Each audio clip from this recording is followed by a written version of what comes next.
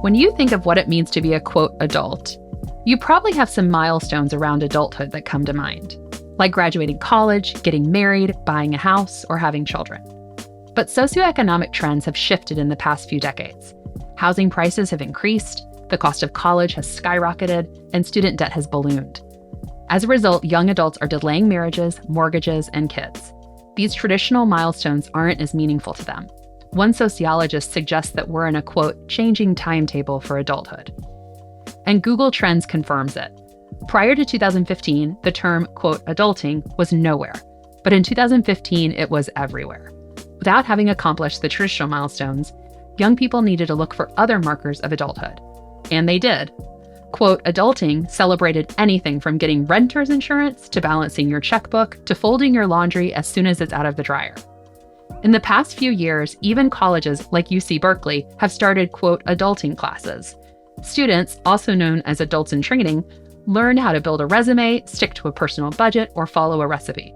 Honestly, I would have found those classes really helpful. In this episode, I talk with Dr. Nancy Hill, a developmental psychologist at Harvard. She's written a book called The End of Adolescence, and she says that the idea of adulting doesn't mean what we may think. Superficially, trends are shifting. But when we look deeper, today's young people are no different than young people from 50 years ago. They're asking the same questions and facing the same fears.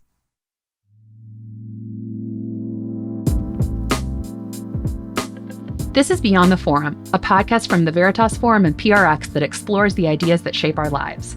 This season, we're talking about character and virtue. I'm your host, Bethany Jenkins, and I run the media and content work at the Veritas Forum, a Christian nonprofit that hosts conversations that matter across different worldviews.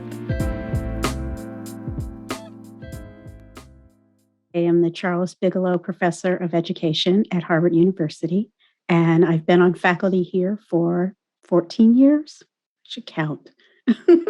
They've been good years. Prior to Harvard, I was on faculty in the Psychology and Neuroscience department at Duke University. I came up to Harvard on a sabbatical and didn't go back. Growing up, Nancy was the youngest of 8 children, and in her words, a good introvert.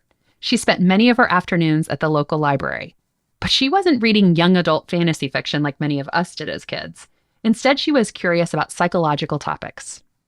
You read a lot about the 60s. You read about cults, you read about mind control. You just do a lot of reading about how people think. And I became very curious about how people come to believe what they believe. Once she got to college, this curiosity about how people come to believe what they believe led Nancy to study psychology and eventually developmental psychology. Developmental psychology is the study of human development. It's the study of how humans unfold over the course of their life. We have a lot of emphasis on infancy to early adulthood, but developmental psychology really, as we say, womb to tomb. Some developmental psychology researchers observe how babies play with one another or measure the short and long-term impacts of various teaching methods, like remote learning during COVID. But Nancy mainly works with adolescents and young adults, people between the ages of 10 and 24. My research focuses on adolescent development. I have a long track record of studying the family as it relates to adolescence and adolescent identity and sense of purpose, school achievement and career aspirations, and the role in which ethnicity and race and socioeconomic status shape how parents parent and how youth figure out themselves. And adolescence is that developmental stage that's so ripe for impression, ripe for changing one's trajectory, charting one's course. It's such a fertile period of development and a fertile period of self-agency in development. Given the delayed milestones of young adulthood and the recent socioeconomic changes, some developmental psychologists advocate for a new developmental stage after adolescence. They call it, quote, emerging adulthood. But Nancy's skeptical. I've always been suspicious of this idea that today's adults, young adults, are somehow different, that there's this new developmental stage of emerging adulthood. That just never seemed right to me. Although those milestone shifts are important to track and monitor, Nancy advocates for looking beyond an apples to apples or milestone to milestone comparison of young adults today to young adults of, say, the 50s or 70s. Take college, for example. College itself is a milestone, but it also affects other milestones. Those who go to college over the generations always delay getting married and having kids. Women who went to college in the 1950s married on average at age 26, which is just 2 years younger than today. Those who didn't go to college married at like 18 and 20. So college has always been a factor in delaying adulthood. The difference today from the 1950s is how many people go to college. It's more than tripled, from 13.4% of 18 to 24-year-olds in 1951 to 41% today. But college is expensive. Not everybody can afford it. This is why Nancy says attending college isn't its own developmental stage, because it's not available to everyone. It can't be a new developmental stage if only some people get it, right? Let's just be honest. And so a new developmental stage for the privileged. Instead of creating a new stage of development called emerging adulthood, Nancy recommends recognizing a shift in the situational context of young adults. They're facing different realities today than previous generations faced. She outlines just what the shift means in her new book, The End of Adolescence. The book began when her co-author tripped over some unpublished research on college student development. Alexis Redding, my co-author, was doing an internship at the Bureau of Study Council, and I was supervising that internship. And she stumbled on a box in an attic closet on the 4th floor of the Bureau of Study Council on Linden Street, right in Harvard Square. And behind this tapestry, she was looking for something else. And she saw what looked like transcripts. Remember that blue mimeograph kind of, these were old documents, right? And some of them looked like just old documents, but others of them looked like interview transcripts. The transcripts in these boxes were from interviews of Harvard students, mostly in the 1970s, but some dated as far back as the 1940s. As Alexis dug into them, she was surprised to discover that students then sounded a lot like students today. They expressed feelings of discouragement, they lamented not doing well on tests, and they talked about problems with their parents. At a Veritas Forum event, Nancy reflected on their discovery.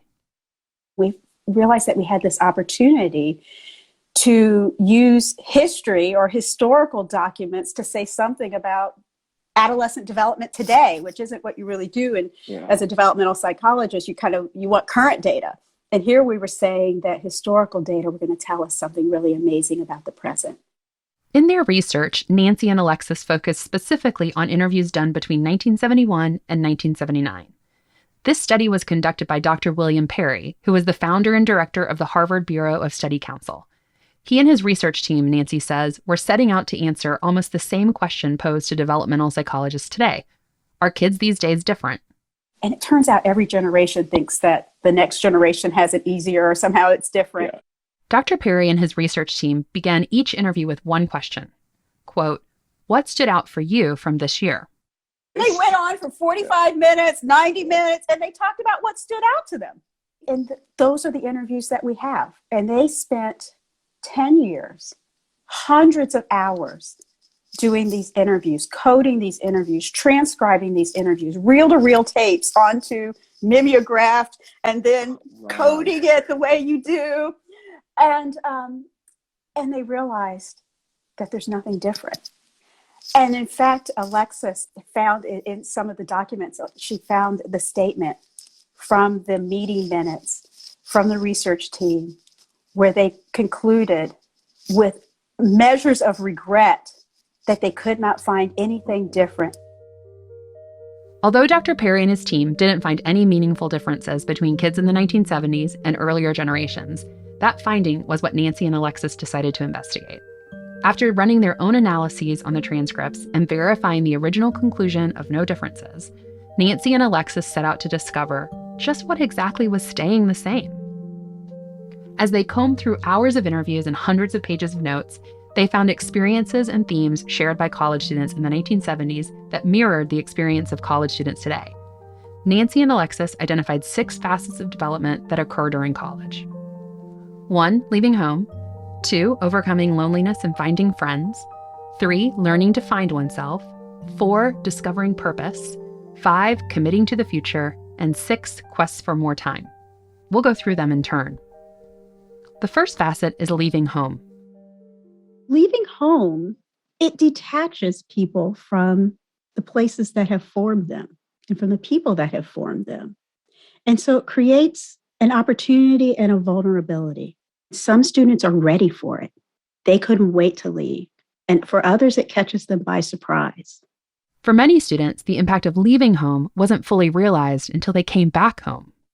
And no sooner than they have begun to find themselves on campus and build friendships, they go home. They go back home for Thanksgiving or Christmas holiday, the December holidays.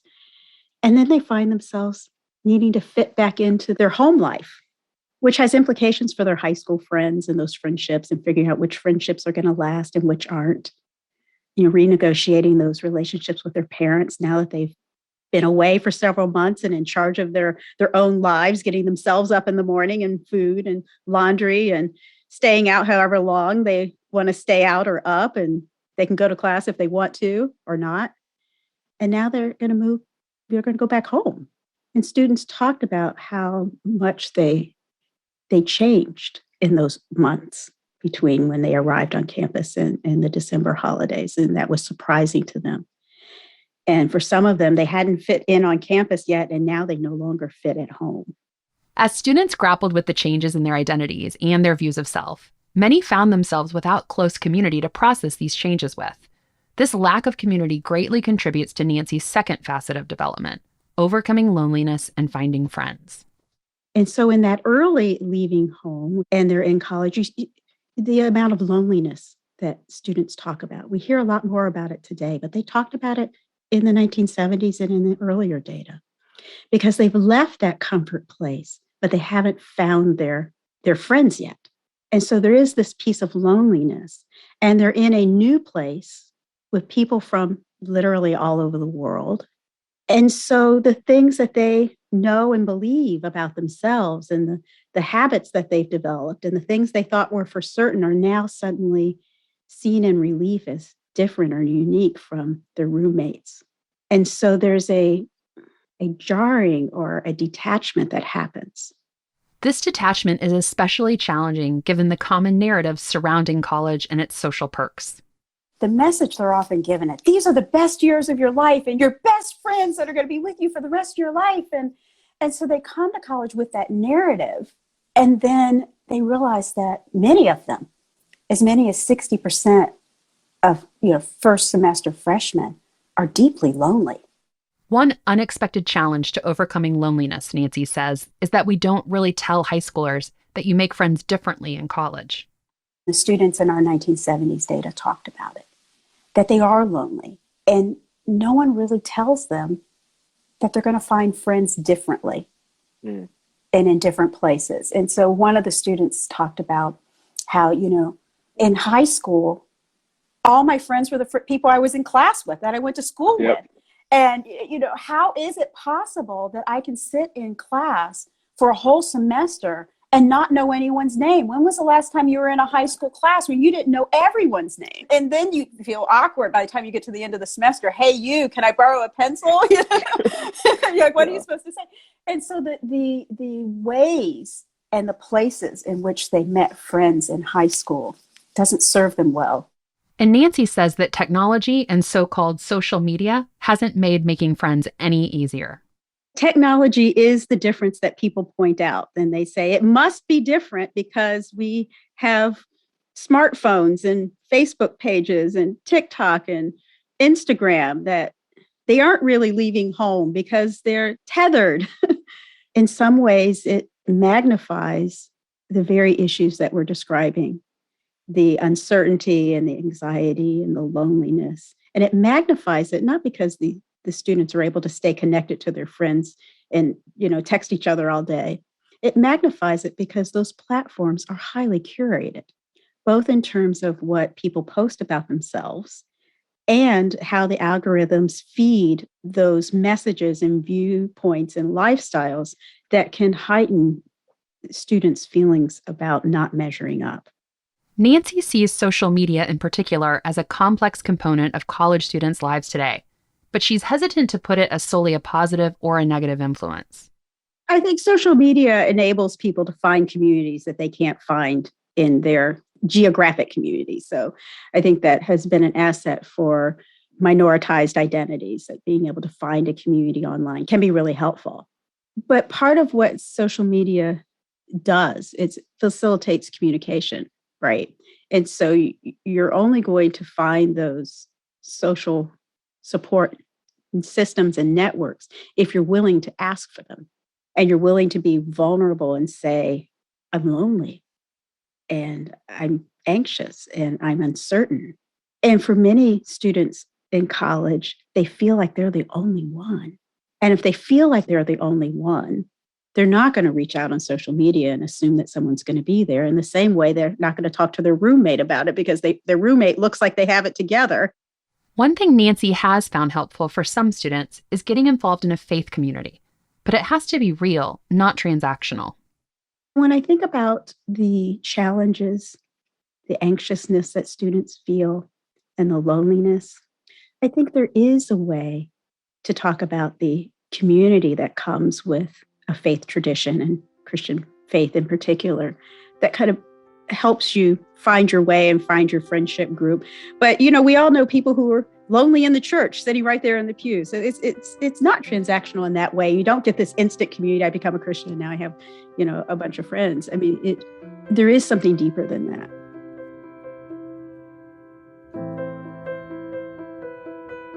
Through the process of growing in friendship and community while at college, young adults experience Nancy's third facet, learning to find oneself. People often believe that college is where they find themselves, that they are going to develop their identity in college. They're going to start it in high school and they're going to finish in college. But as we read the transcripts, we didn't find students who were finding themselves. We found students who were figuring out how to find themselves, figuring out the process of defining and then redefining who they are. Nancy says that the students who experienced the defining process most readily were those who embraced humility and curiosity. Part of the detachment and leaving home caused many students to question their beliefs, question who they were, question who they wanted to be, in really interesting and surprising and exciting ways, that they felt that college gave them an opportunity to broaden their horizons, to learn about all parts of the world. And the students who were most excited about this talked about intentionally letting go of their prior beliefs.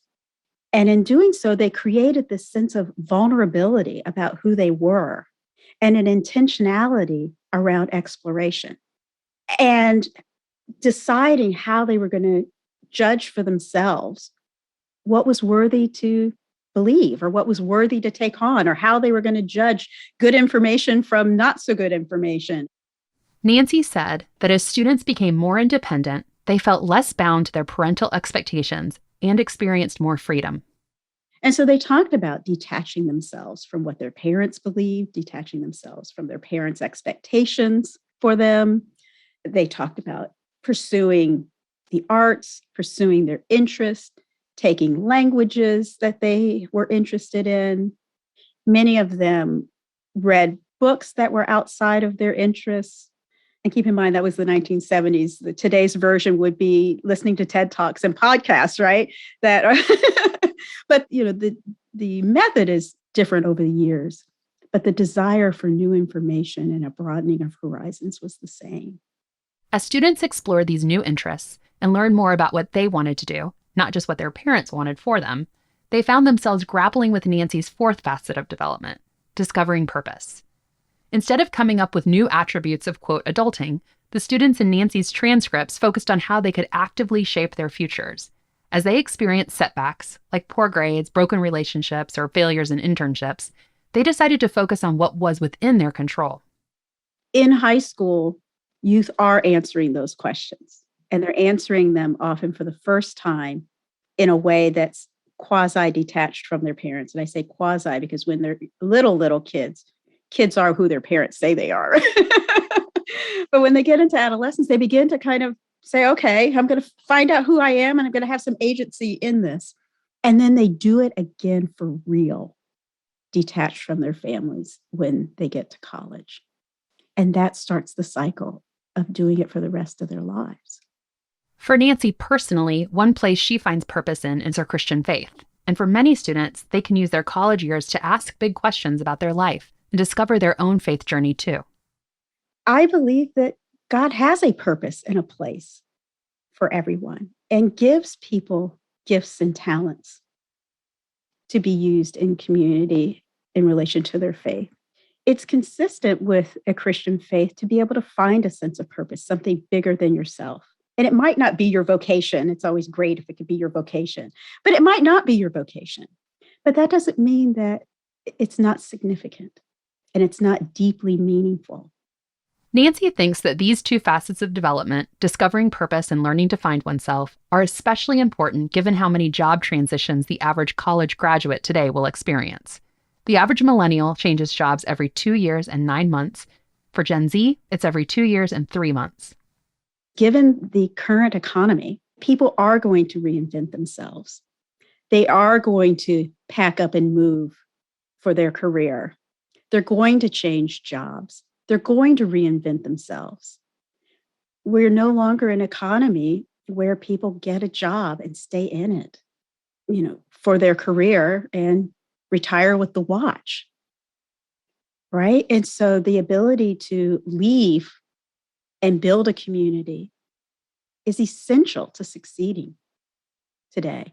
The ability to reinvent oneself, to take skills that you learned in one job role and understand how they have prepared you for the next job role, perhaps in a different industry, is something that students are going to need to know how to do.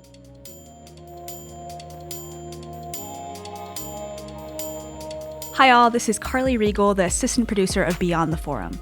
If you're loving the podcast so far, we want to invite you to continue engaging in these important conversations by signing up for our newsletter.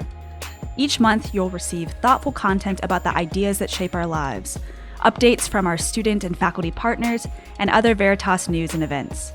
You can sign up today by visiting veritas.org. Thanks for tuning in and enjoy the rest of the show.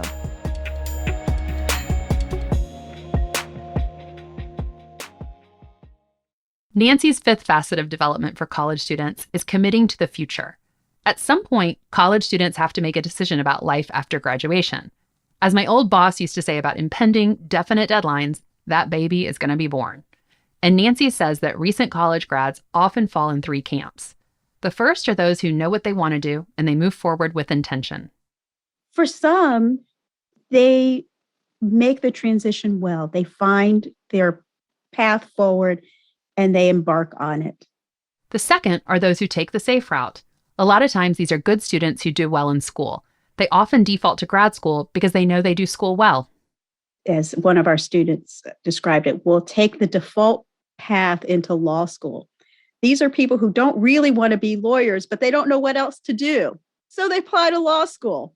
And so there's this dynamic where if they can't figure out what to do, then they go to this safety path. The third camp doesn't commit to any particular future at all. They might take a gap year to travel, or take an internship to learn more about what's out there. Or they may be paralyzed with indecision, worrying about the future and losing opportunities to move with intention toward figuring things out. But regardless of which camp a student falls into, intentional, safe, or non-committal, all students in Nancy's transcripts shared about how stressful the committing process is. There's pressure that comes with having so many opportunities. The more opportunities you have, the greater the pressure to make the right decision, to find the right path. And so they don't have the kind of time and structure to really make sense of all of their opportunities. And if you look at decision-making theory, it will tell you that, if you have all these options, in that moment, it feels great. People always want more options. But where people become discontent is when they can't actually investigate and evaluate all those options, and they have to start closing doors uninvestigated. And that feels hard and uncomfortable and anxious, and also feels like I didn't capitalize on the opportunity. What if I closed the wrong door? And then that leads to people becoming frozen in the moment and the inability to make the decision because they can't. And so they're immobilized. In the face of this immobilization comes Nancy's sixth and final facet, quest for more time. at some level, this delaying of adulthood is this quest for time. And then at the same time, college is time. You go to college, you get more time by default, right? But time isn't used in a way that they can make sense of it. And so they want more time. And they get more time in college, but they don't get to do with it what they really need to do with it developmentally. Nancy thinks that colleges could adapt to better serve students who want more time. There's so much emphasis on the academic work and the coursework, but that's not where the real development happens. They talked about this desire to take time to do that, to have time and to have guidance. And so many of them wanted to take time off. I just need to take a year off. Maybe if I took a semester off, but they don't have that time and space that if they do leave, it is hard to come back. There's not a mechanism for leaving and coming back. And the only mechanism that there is to say study abroad or to take some kind of internship, which isn't taking time off. That usually requires writing a proposal and saying that you're going to do something and produce a product or paper or some type of impact. One reason they want time off is that they've been on an education conveyor belt for almost 20 years. That conveyor belt was full of syllabi that told them what to read and by when. They feel like they need a break to just process and think and make intentional decisions. One student described it. He's like, when I was in middle school, I worked really hard so I could get in the honors track in middle school, so I would be on the right track in high school. And then to get on the right track in high school so that I could get into the right college. And he said, his first year in college was the first time he wasn't trying to be on the right track to get on to the next thing, that for just one semester, he could actually just be. Colleges and universities can support students by offering easier options to take time off and by offering more support when they return. But Nancy also says the facets identified in her research suggest a more holistic view of the purpose of education. And her experience as a professor during COVID made this holistic vision more concrete. What we learned from the book is that the academic aspects of college are much less important than everything else in college. And the real development during the college years and during the young adult years happen outside of the classroom. And what we learned from the pandemic is that you can move the classes online and you can get good technology to run breakout rooms and lectures and record them, but we can't readily recreate the context where real development happens in the dormitories, in the cafeterias, on the campus greens, through the extracurricular activities, through the coffee shop talks and hanging out in the library. That's where the real development happens. And while at the beginning of the pandemic, some mused that, residential colleges will become a thing of the past because we can do this all online, we learned that college isn't necessarily only about getting the credential and racking up the credits. In other words, what COVID made clear was that college was less about the credits and more about the community. It's about all of these other aspects. It's about learning to let go of yourself and find yourself. It's about learning to leave home and plant yourself in a new community and find a community and build a community in a new place. It's about challenging your assumptions, both in the classroom and outside of the classroom. It's about pursuing extracurricular interests that are going to enrich your life for the rest of your days. Can you do this without a college campus? Sure. It's just much harder. And what we learned in the process of the pandemic is that everyone wanted these other aspects of college and felt that these were the things that they were really paying for. And if they were just getting the classes, they weren't getting their money's worth. I love the idea of developmental psychology. I love that it assumes you're in development. This idea is key to appreciating the idea of this season of the podcast, that we can grow in character and virtue. Nancy spoke to me about this idea of growth, too. In her book, she refers to it as, quote, the hope theory. She says that hope isn't an emotion, but a motivation. And this motivation is key to confronting the deep challenges that many students in these transcripts faced, like academic probation or reckoning with privilege or being rejected from law school. With hope comes a sense of agency. And so if you're high on hope as a motivation, then you kind of feel like you can navigate these challenges. And you probably feel like you can navigate these challenges because you've navigated challenges in the past.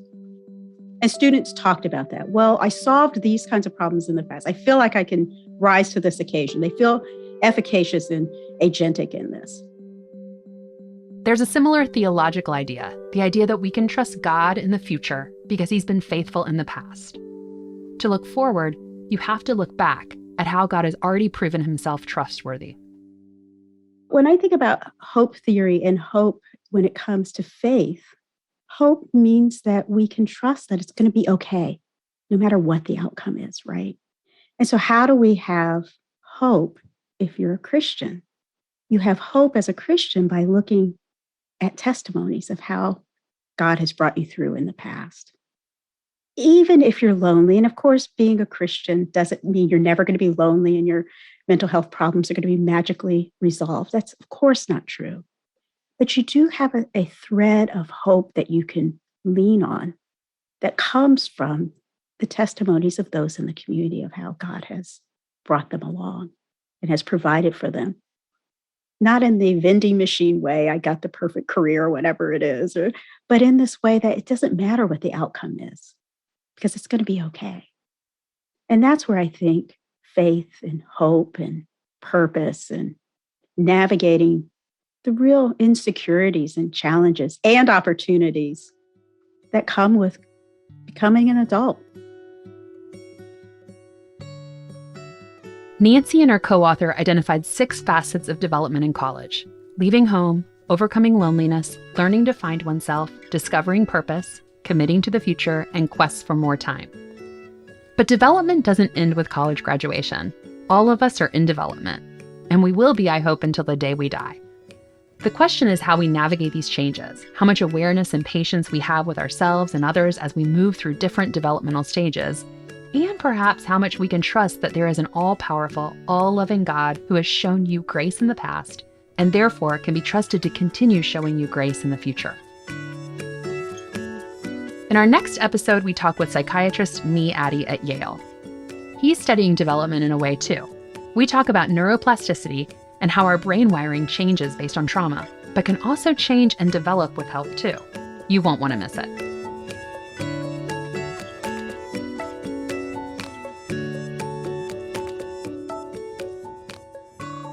Hi again, this is assistant producer Carly Riegel. To end our episode, we at Beyond the Forum want to take time to say thanks to all the folks who helped us get the show together. Our first thanks goes to our guest, Nancy Hill. Thank you for joining us and for talking about development with us with such joy and compassion. Be sure to check out the link in our show notes to order a copy of Nancy's book, The End of Adolescence. We also want to thank our production team at PRX. Galen Beebe gave us fantastic edits on our narration, and Jocelyn Gonzalez and Morgan Flannery made everything sound good, which is not an easy task. And of course, we want to thank the students who host and plan these forum conversations, as well as the John Templeton Foundation and all of our donors for their generous support of our conversations. All right, that's all for this episode. Thanks for listening to Beyond the Forum.